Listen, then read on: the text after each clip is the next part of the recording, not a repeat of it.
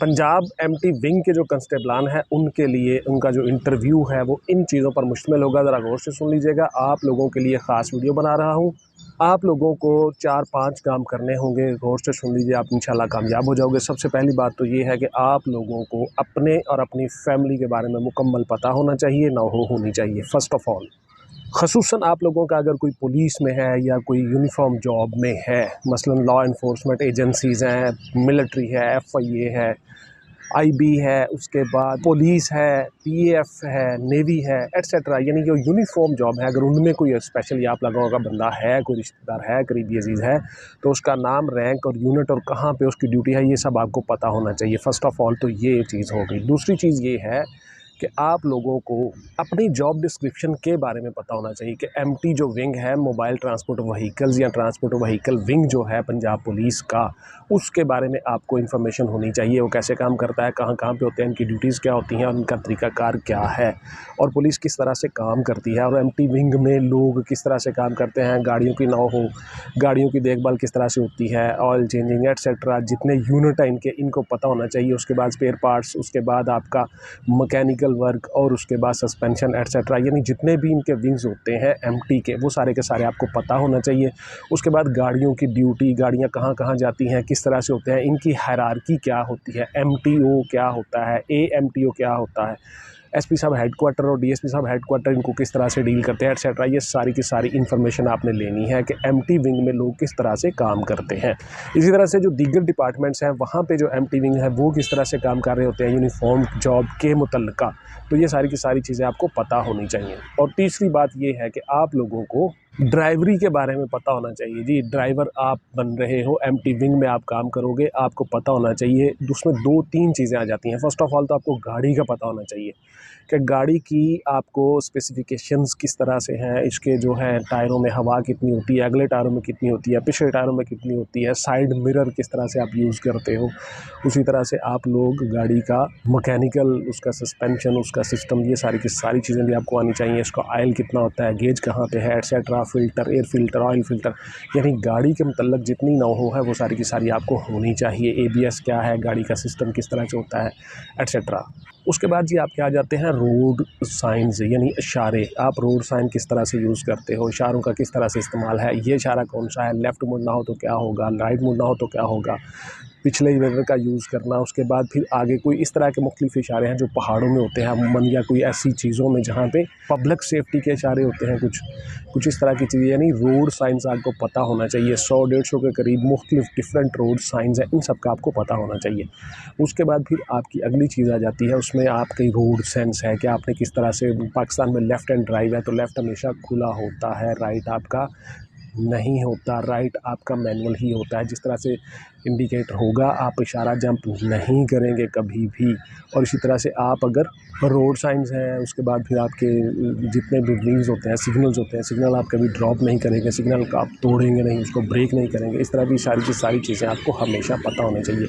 ये इन्फॉर्मेशन हमेशा से आती होती है। उसके बाद जी नेक्स्ट ये है कि आप लोगों की जो एकेडमिक्स है, एकेडमिक्स के बारे में आपको मुकम्मल पता होना चाहिए, ना होनी चाहिए। एकेडमिक्स किस तरह से आपकी फ़िज़िक्स है, केमिस्ट्री है, बायो है, मैथ्स है, जितने भी आपने सब्जेक्ट पढ़े हुए हैं एकेडमिक्स में, फर्स्ट क्लास से लेकर आपने 12 साल तालीम हासिल की है, 16 साल तालीम हासिल की है, 14 साल तालीम हासिल की है, जितनी भी वॉटएवर जो भी आप लोगों को इसके बारे में इंफॉर्मेशन होनी चाहिए। इसमें से भी काफ़ी सारे सवाल आ जाते होते हैं। उसके बाद जी आपकी अपनी ज़ाती पर्सनैलिटी, आपकी बॉडी लैंग्वेज, आपका बॉडी पोस्चर, ये सारी की सारी चीज़ें आपको पता होना चाहिए। इसमें भी आपके बहुत से क्वेश्चंस आते होते हैं।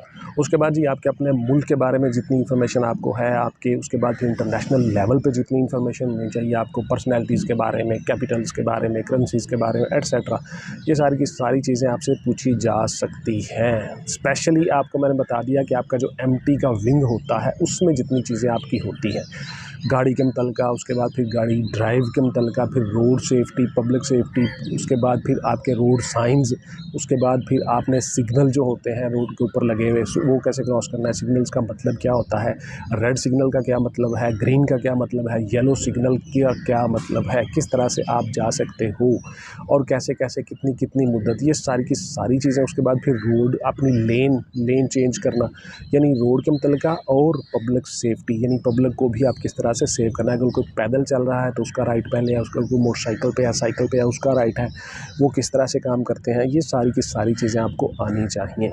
उसके बाद फिर आपकी आ जाती है जी बॉडी लैंग्वेज और बॉडी पोस्चर। बॉडी पोस्चर में आप लोगों का लिबास है, फ़र्ज़ किया आप रूटीन में शलवार कमीज़ पहनते हो तो उसके ऊपर आप वेस्ट कोट पहन लो, आपके बाल अच्छी तरह से बने होने चाहिए, आपके शूज़ पॉलिश होने चाहिए, आपकी शेप बनी होनी चाहिए, एटसेट्रा। ये सारी की सारी चीज़ें आपने देख लेनी है, इन पर गौर करना है। उसके बाद फिर आपकी अगर रूटीन में आपने कभी पैंट शर्ट नहीं पहनी तो पैंट शर्ट मत पहन के जाएँ। अगर आपने रूटीन में कभी शलवार कमीज़ नहीं पहनी, हमेशा पैंट शर्ट ही पहनते हो तो पैंट शर्ट ही पहन के जाओ। यानी जो चीज़ जो लिबास आपको कैरी करने में अच्छा लगे, आसान लगे, वो चीज़ वो लिबास आपने पहनना है। कभी अपनी बॉडी को ऑड फील नहीं करवाना।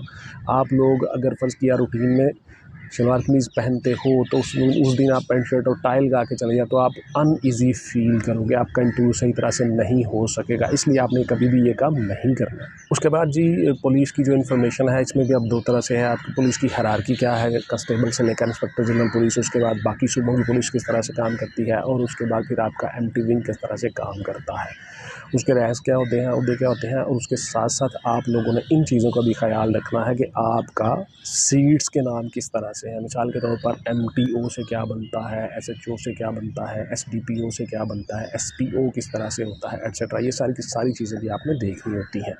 उसके बाद फिर आपके रैंक्स क्या हैं, constable, head constable, ASI, sub inspector, inspector, ये सारी की सारी चीज़ें भी आपको रैंक्स का भी पता होना चाहिए। गाड़ी का मैंने आपको बता दिया, आपकी अपनी personality, body posture, body language के बारे में आपको बता दिया, आपको इन्फॉर्मेशन के बारे में बता दिया। उसके बाद फिर जितने आपके जनरल नॉलेज है वो सारी की सारी चीज़ें आप देख लीजिएगा, करंट अफेयर्स देख लीजिएगा, इंटरनेशनल अफेयर्स देख लीजिएगा।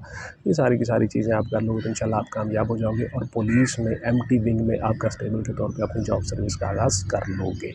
इसी तरह से जो कांस्टेबलान है एसपीयू के, उनके भी लिए मेरी अलग से वीडियो आ चुकी है, ये सारी की सारी चीज़ें आप देख सकते हो।